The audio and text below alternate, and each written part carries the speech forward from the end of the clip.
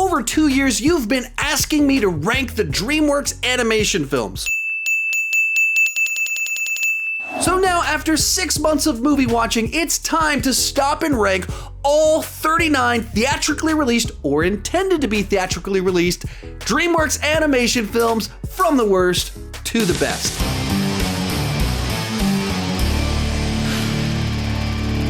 Hi, my name is Sean, and I started this channel because I was driving everyone around me crazy talking about movies way too much. If you can relate, you're probably in the right place. Consider clicking that subscribe button. With that in mind, go ahead and join me down below in the comments section. Let me know your ranking of the Dreamworks animation films. My list is not the right list, it's just my list, and I would love to see yours down below in the comment section. And let's get started. In last place, B Movie. It starts off feeling like an okay Pixar knockoff, so how bad could it be? Unfortunately, pretty bad. I mean, it's fun to have Jerry Seinfeld in the lead. There's a couple of moments with some witty B humor, but the central premise is just so awkward and uncomfortable. You have a bee falling in love with a human, so some nice bestiality. And everything it does from there is just so weird. Like he becomes a lawyer and it becomes a courtroom drama. Then the big finale involves a woman learning to fly a plane by watching his bee flight patterns. By the time you get to the end of it, this one just has no sting. Number 38, Home. A complete and total misfire from beginning to end. It's a happy, family-friendly movie about aliens taking over the planet and putting people in happy concentration camps.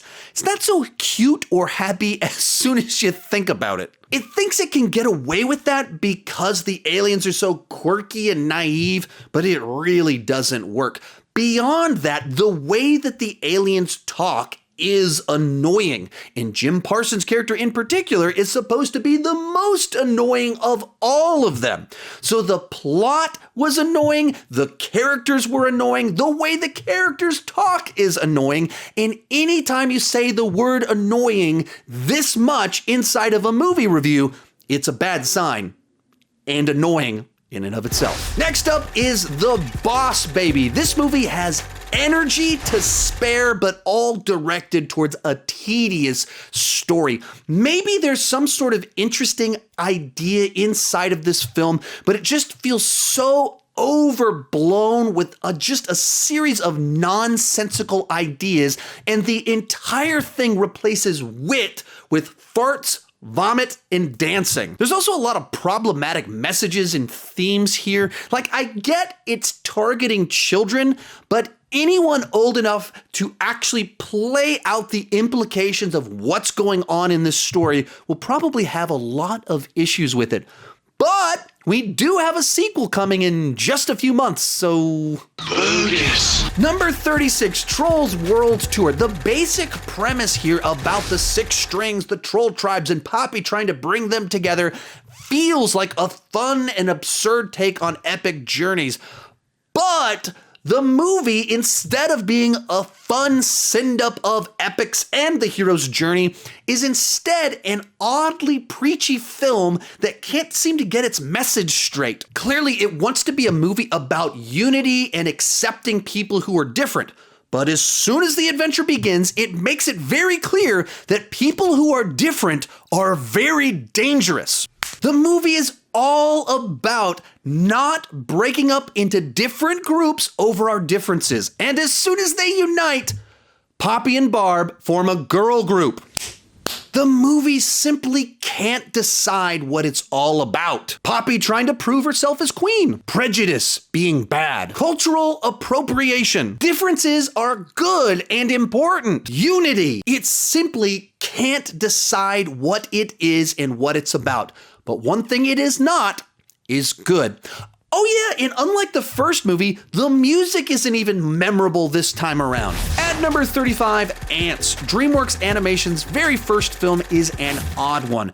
Very clearly, they were trying to find their unique tone and style, and what they came up with for this film, I don't think really works. It has a very kiddie aesthetics because it is about bugs and being on an adventure, but there's also a bunch of mature language, themes, and tones all throughout the entire film. There's a bunch of minor curse words that you just simply don't normally see in animated films like this. There's some discussion about erotic fantasies that a character is happening. Stallone's character gets tortured. You see fields filled with dead bodies. There's also like a discussion going on throughout the entire film about collectivism versus individualism that children simply won't understand. So it's a movie that's trying to be very kiddie while not being very kiddie at all. The movie has a 92% on Rotten Tomatoes, but its audience score is only 52%. So based off that, I'm probably not alone in thinking that this film hasn't held up very well. Then we have Penguins of Madagascar. This spin-off from Madagascar is very far removed from its origins. The series started with a simple story about zoo animals going off into the wild for the very first time. Now, the penguins are saving the world from an evil mad scientist creating mutants. No way! To me, this felt like a Despicable Me knockoff. There's too many ideas going on, a lot of cheap gags and low-hanging fruit humor. There's also some odd stuff with the aspect ratio changing in the third act. So for me, much like penguins themselves, this one doesn't fly. Number 33, Shark Tale, a lame underwater film with few redeeming qualities besides the voice talent. And coming out a year after Finding Nemo simply makes it look bad by comparison. The movie relies far too much on pop culture references instead of wit. And this is particularly a problem because so many of the pop culture references are to rated R movies from 30 years before this movie came out. And the message about being yourself and accepting others who are different is just way too on the gill. I'm sorry, that joke was a little bit fishy. Will Smith gives it his all, but there's simply nothing more to the film than his charm, and not even he can keep this one afloat. Next up, Shrek the Third. This movie simply feels like they ran out of new ideas and had to recycle what worked in the previous two films. It kicks off with a series of contrived circumstances showing how Shrek is unfit to be king, and it only goes downhill from there. The prime example of how recycled this film feels is that they brought Prince Charming back and they simply don't have anything to do with him.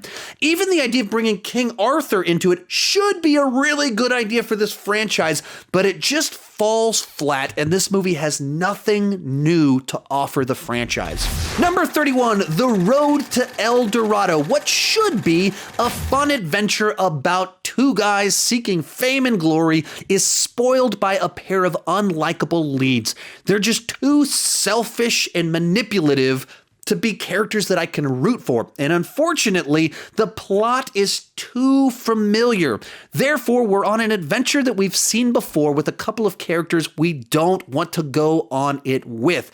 This is all really unfortunate because actually it really like the animation style of this film with classic 2D character designs, but with turn of the century technology. I like the way it looks, just not the story or the characters. Bringing us into the top 30 is Madagascar 3, Europe's Most Wanted. This movie, it's fine, it's harmless, but I just feel it kind of lost the basic premise of the franchise by taking this set of characters and sending them from Africa, from Madagascar, to Europe. It's also so frantic and goes to so many different locations that I couldn't lock onto anything in particular. And given that I thought the second movie actually had a little bit of emotional resonance to it, this one just felt like a big step backwards.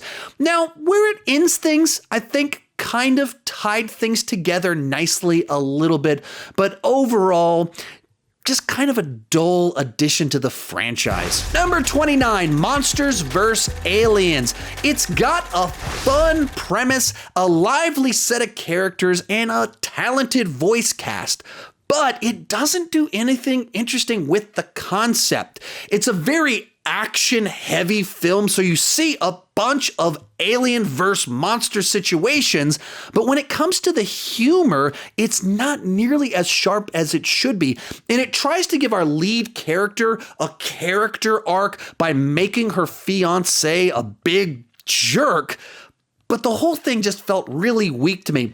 And whose idea was it to cast Paul Rudd as an unlikable jerk? Then we have Turbo. Takes a pretty weird premise about a racing snail and does a decent job with it and is fairly effective by the time you get to the end of the film.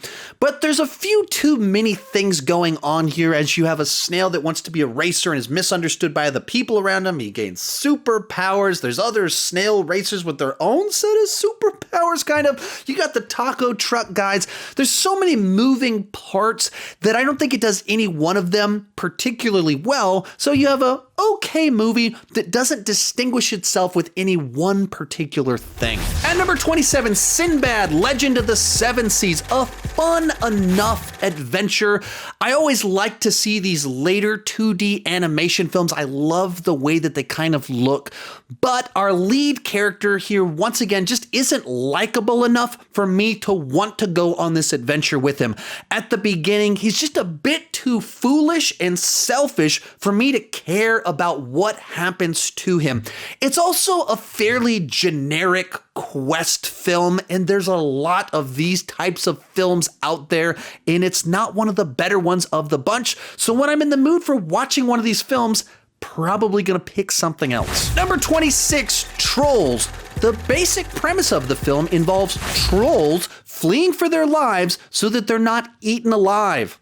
Charming. And a set of creatures that can't be happy unless they're eating trolls alive. Great message. Justin Timberlake's character doesn't sing anymore because the last time he sang, his grandmother died. Another weird message about responsibility and how to respond to tragedy. From there, we get a bunch of cute trolls who fart glitter and poop out edible cupcakes. It's got all the fart jokes that a 5-year-old will love, but with a plot about Bergens eating trolls alive that no parent will like. But where this one gets complicated, the music is great. It's filled with catchy songs that will be stuck in your head on repeat. In fact, I bought my daughter a Trolls karaoke machine packed with the full soundtrack for this film preloaded into it. As off-putting as the plot and messaging are, it kind of distinguishes itself with its music and makes it kind of watchable in that way. Number 25, Madagascar. The movie's basic premise about zoo animals who end up in Madagascar is pretty fun, but the experience overall is mixed for me. Some of that is that the setup for how they get to Madagascar is way too convoluted and complex. Another part is it's so hyperactive that it feels like it's much more interested in setting up jokes and gags than having a compelling plot. So while there are some chuckles here and there, I don't really connect with it all that much. At number 24, Wallace and Gromit, The Curse of the Were-Rabbit. This one simply isn't for me. My wife loves this movie, puts it on quite frequently, and has a lot of fun with the British wordplay and the scenarios, the stop motion, and I can appreciate the creativity that goes into these films, but I don't like that it's applied to this particular plot line, especially rewatching it. I simply do not care about were-rabbits or any of this stuff, and I wish that they applied all of their skill to a more appealing story. Next up, Shrek Forever After. This one's a big improvement over Shrek the Third, though that's not really saying a whole lot. It's always a lot of fun to kind of see these what-if scenarios and alternate ways, things that could play out. I did have a lot of fun with Rumpelstiltskin. I thought he was a memorable, conniving villain that added something a little bit new to the mix, but just in general, it all feels a little bit played out. There's not that creative spark that there was with the first two films. There's just a bit of going through the motions, trying to recapture what came so naturally during the first two. Number 22, Flushed Away. Its very witty British sense of humor makes it cut through and gives it its own distinct style. It moves at a brisk pace and doesn't overstay its welcome. But I just don't really care about these characters or this plot. They don't have any resonance with me. I was chuckling all throughout the film. I just didn't care about anything that was happening. That tends to be what happens with a lot of these Aardman films. They're very clever. I just don't care about the stories that they're telling. Also, this one is so chaotic and frantic that it feels at times that it's tripping over itself trying to get to the next gag. Then we have Madagascar, Escape to Africa. This is my favorite of the Madagascar films. It has all the ADD humor of the other films in this franchise, but I think it does the best job of having a clear story, identifiable conflicts, character arcs, character development, setup, payoff, all of it having a bit more emotional resonance. You have an old woman boxing a lion, but then you have an emotional reunion between a father and son. So for me, this is the one that had the most to offer.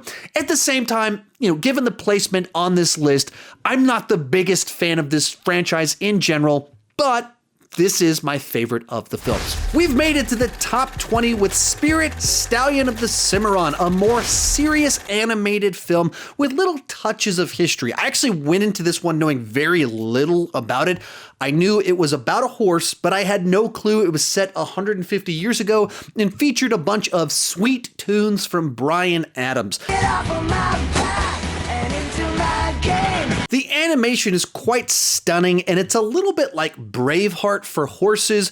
That they may take our lives, but they'll never take our freedom! So if you have any friends that are horses, you definitely want to recommend that they watch this movie. Overall, it works well enough for what it's going for, but those sweet Bryan Adams tunes do feel a little bit out of place and don't mesh with the tone all that well. Number 19, Rise of the Guardians. I went into this one knowing absolutely nothing about it. I'd never seen a trailer. I didn't know the basic premise. I'd just seen the cover art, though I'd never paid much attention to it, and I knew it starred Chris Pine.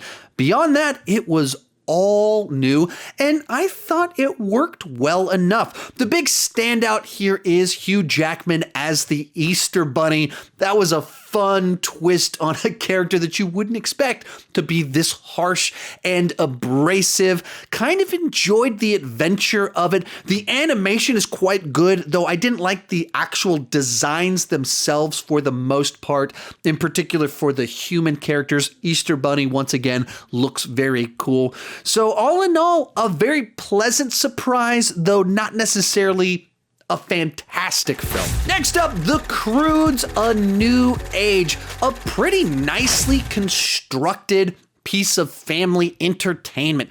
Because the set of characters here is pretty small, everybody gets something distinct about them, whether it's a running gag or a character arc that's set up in the first act, developed in the middle act, and pays off at the end. Everything has a little bit of depth to it. Likewise, when it comes to the actual construction of the character dynamics, there's a lot of intertwining value sets of miscommunication, secrets that people are holding. They just made it kind of interesting, and it's wittier than I was expecting it to be going into it. Now, a lot of the themes here are a little bit familiar about certain people not accepting new ideas, kids wanting more freedom.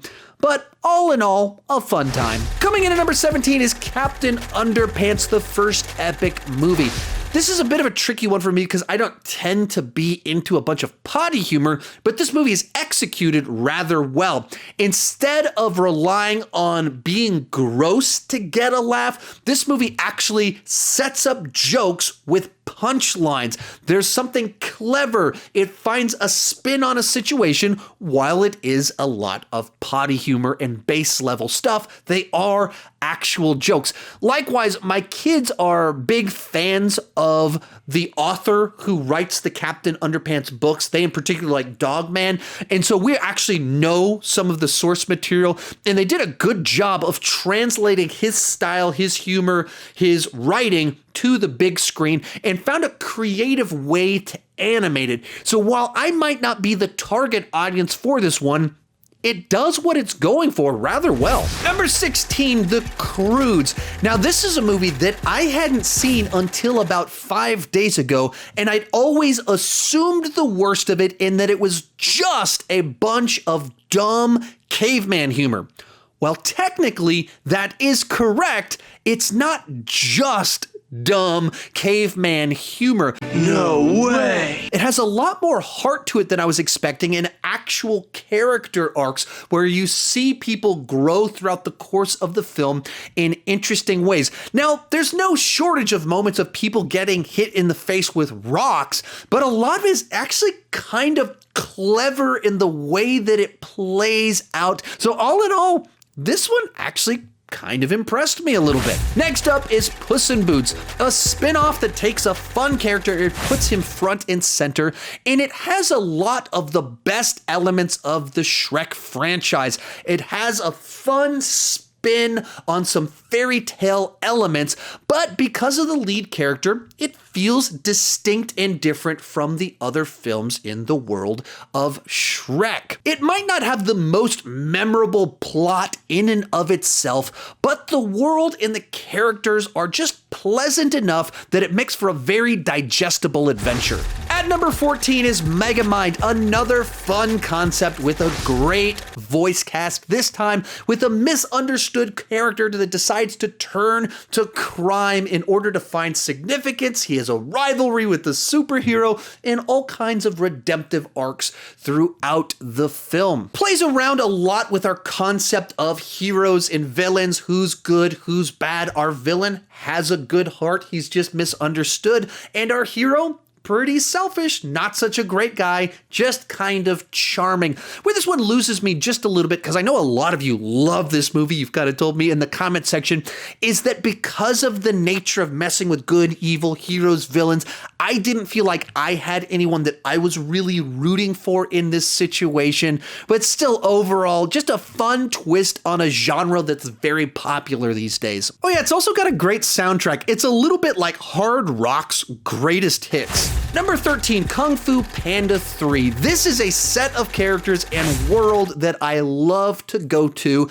and in theory, there's a lot of potential in having Po meeting his father and going to this village of pandas. Now, because of this, our Furious 5 do get sidelined just a little bit, and definitely you can feel that they're stretching things just a little bit. Not all the magic is there like it was in the first two films, but this is just a world that I love to spend time in, and so while not as good, still a very solid film. Number 12, Over the Hedge. Of all the films on this list, this is actually the one that I have the most nostalgia for. I actually saw this one in the theater. I was a leader on a youth trip. We were supposed to go to the beach, but then it started raining. So instead of the beach, we went to go see Over the Hedge. And to the best of my knowledge, I believe this is the first DreamWorks Animation film that I saw. Of course, all of these DreamWorks Animation films have great voice casts, but because this one has Bruce Willis, William Shatner, and Steve Carell, it's catering a little bit more to me in particular. Likewise, I like the music of Ben Folds. He did the soundtrack for this film. The plot itself is a little bit familiar. A lot of these DreamWorks Animation films have lead characters who present themselves as having a skill set or knowledge, and then the truth actually comes out in the third act of the film. This is another one of those films, but for me, because of all the reasons mentioned, it's a little bit more enjoyable. Then we have Shrek. What this franchise does so well is having a clever spin on all these familiar fairy tales. It takes all the tropes and just turns them on their head from beginning to end, whether it being about the characters, the plot lines, or just the little moments in between. All of it has something witty going on. It's also a really dark comedy at certain points in time.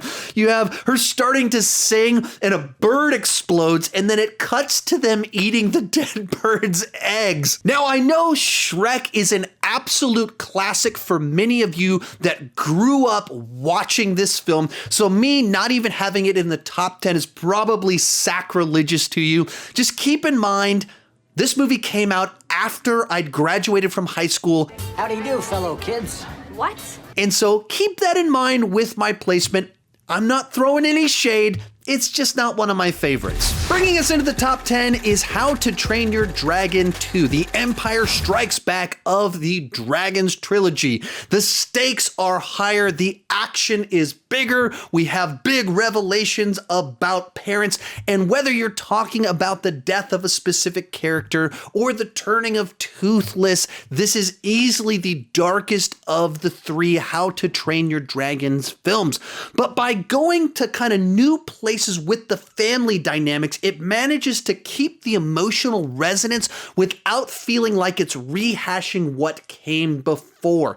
Now, while this is my least favorite of the How to Train Your Dragons films, that's simply because it's a little bit too dark for my taste. It's still a fantastic film. There's just a lot of competition in the How to Train Your Dragon trilogy. Number 9, Chicken Run. This one is 1 part Great Escape, 1 part The Music Man, all with plenty of chickens, wit, and wordplay. I'd mentioned before on the Aardman films that the stories that they choose to tell don't tend to appeal to me, and this would be the exception. They had an interesting story with all of their cleverness, and so this is the one for me that actually appealed to me. Adding to that, it has a number of pop culture references, in particular ones that tied to Mel Gibson, the lead character, that worked for me, and they weren't overdone like they were done with Shark Tale. So all in all, a great piece of family entertainment.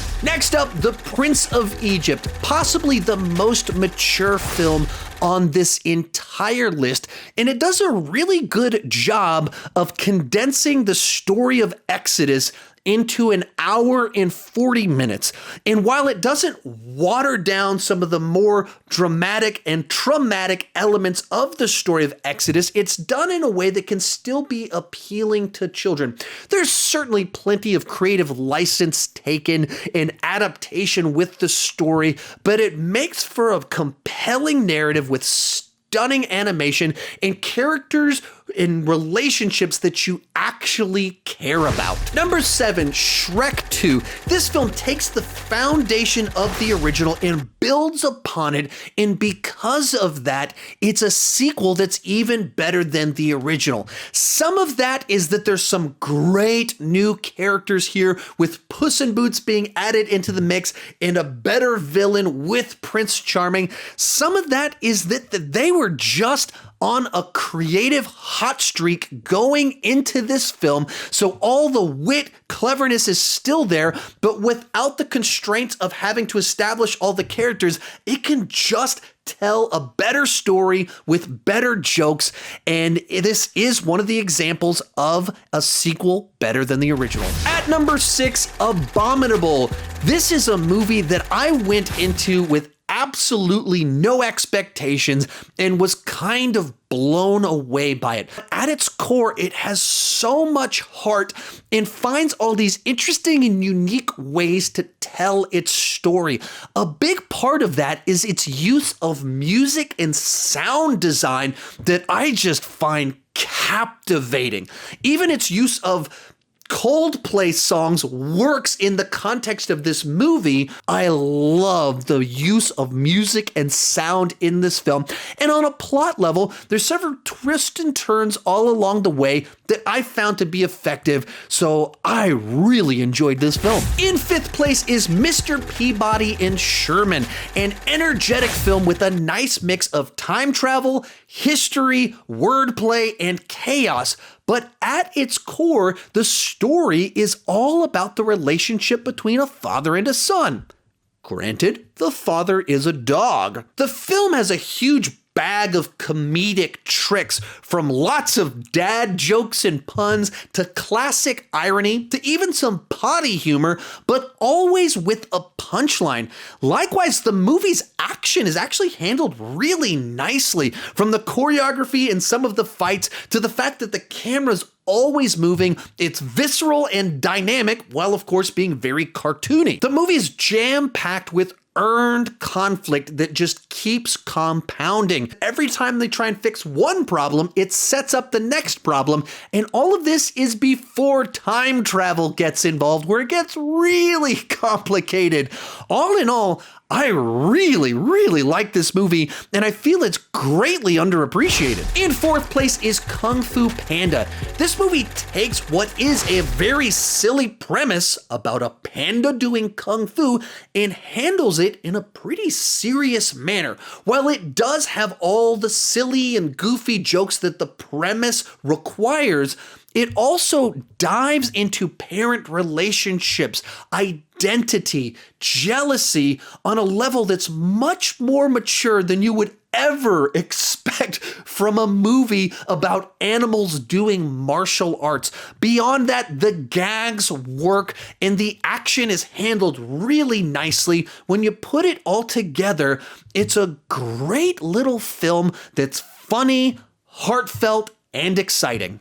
Real quick before I give you my top 3 favorite DreamWorks animation films, be sure to share your list of your top 20 favorites down below in the comment section. My list is not the right list, it's just my list, and I would love to see yours. In third place, How to Train Your Dragon: The Hidden World, a great conclusion to a great trilogy. What this movie does so well is show the characters from the first film actually grow up. It's the natural evolution and progression of where these characters would be in light of the events of the previous films. Along those same lines, I think that this movie has the strongest villain. He's conniving, and he gives our characters a new type of challenge in trying to have to outwit him. Toothless gets his own little romance in the film. We get to expand the mythology and see this hidden world where Toothless belongs. And just in general, it closes out the franchise in such a satisfying way by the time you get to that final sequence. So few trilogies can fully land the ship without a bad movie and feeling right when you get to the end, and this movie did that. Our runner-up, Kung Fu Panda 2. Much like Shrek 2, it builds on the foundation of its great predecessor. The first film established a great set of characters and gave us the first bit of the origin story, so now with the second film, we can just go on an exciting new adventure. But what this sequel manages to do so well is it finds new angles to explore Poe's background, and in doing so, gives him a more emotional connection to the film's villain. We learn more things about Poe and his family, and you really care about what is going down in the third act of this film. I also enjoyed that in this film, Poe is one of the Furious Five. He's a part of the team. They're not looking down on him anymore. So you have this sense of camaraderie in the film. There's a bunch of new characters that are great additions, voiced by a bunch of fun little people to show up in a film like this. This is a film I'd never seen before about 7 months ago, and I absolutely loved it. But coming in at number 1 is How to Train Your Dragon. Superficially speaking, it's a story about a boy and his pet dragon, but it's so much more than that. It tackles the relationship between fathers and sons, societal expectations, and more. And when you put all these pieces together, it packs an emotional punch. The story hinges on the fact that you have to buy into this contentious relationship between a father and son, as well as this boy finding friendship in his pet dragon, and both of those stories absolutely resonate. But But what solidifies this movie as number one for me is Stoich's character arc as this father that does not understand his son. And then he goes throughout this journey of discovery and realizes that he was wrong all along. And so we get to the third act and without blinking, jumps into the water to free Toothless. It's remarkably profound and poignant for a movie that my 6-year-old daughter loves. And the moment where he apologizes to his son is probably my favorite moment in all of the DreamWorks animation films. Pick up! I'm sorry for everything. And the icing on top of the cake is the score, which is absolutely phenomenal. A whole bunch of the DreamWorks animation films have fantastic scores. There's a lot of competition here, and the best of the bunch is the How to Train Your Dragons films. All in all, the director put together a world that you want to explore with these characters, and it tells a captivating and moving story. So it comes in at number one.